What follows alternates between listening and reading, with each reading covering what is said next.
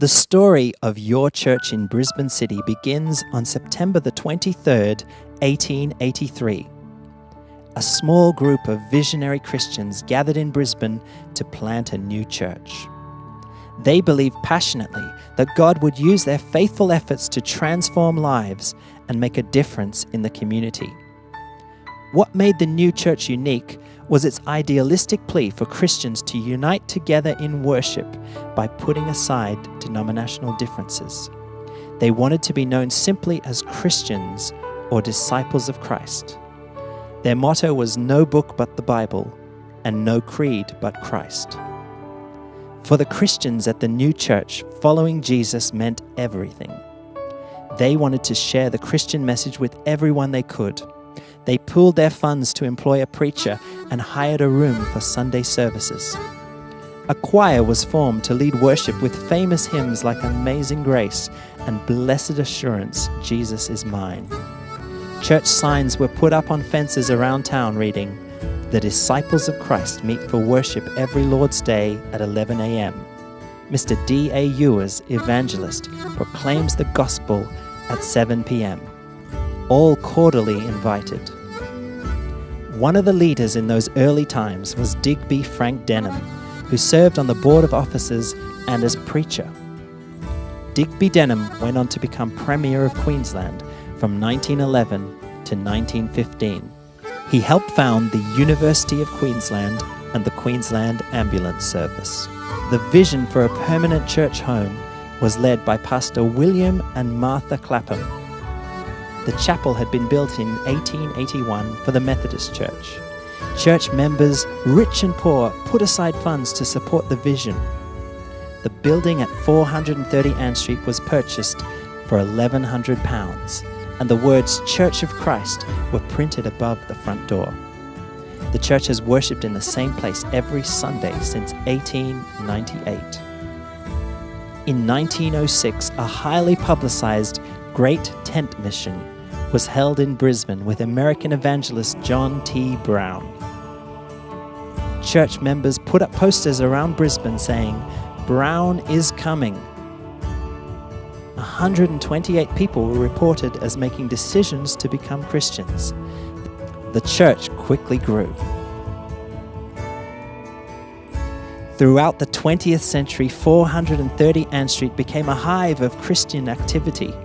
There were outreaches, conferences, church picnics, youth events, men's and women's meetings, Sunday schools, weddings, baptisms, sporting groups, programs for the poor and needy.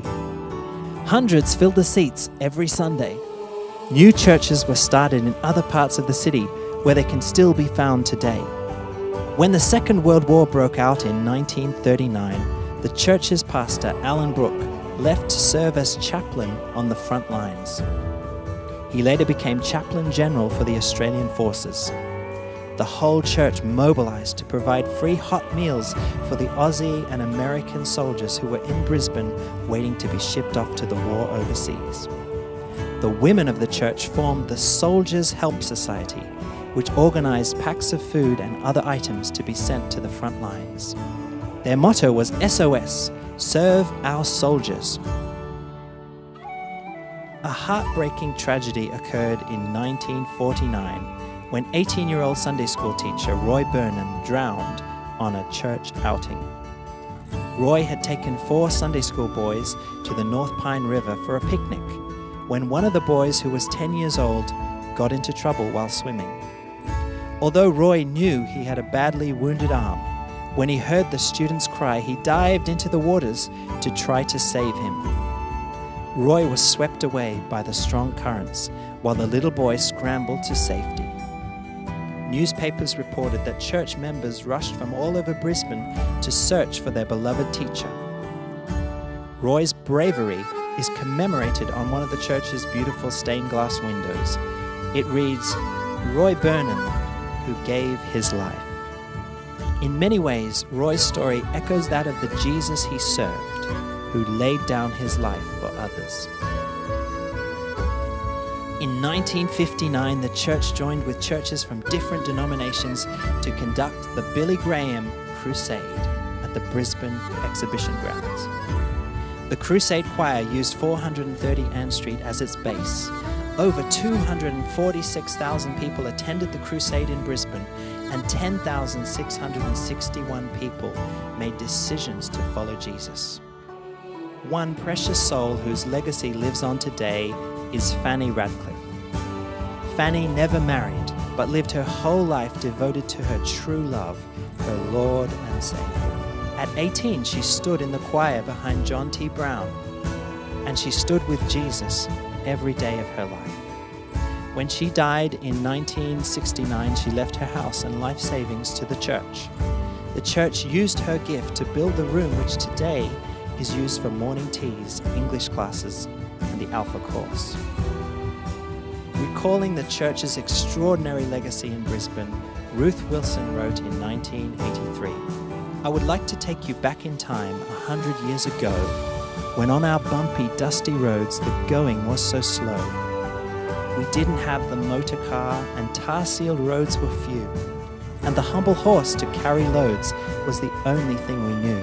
We didn't have our roads lit up like our streets are now at night, and the humble candles or kerosene lamp gave our houses light.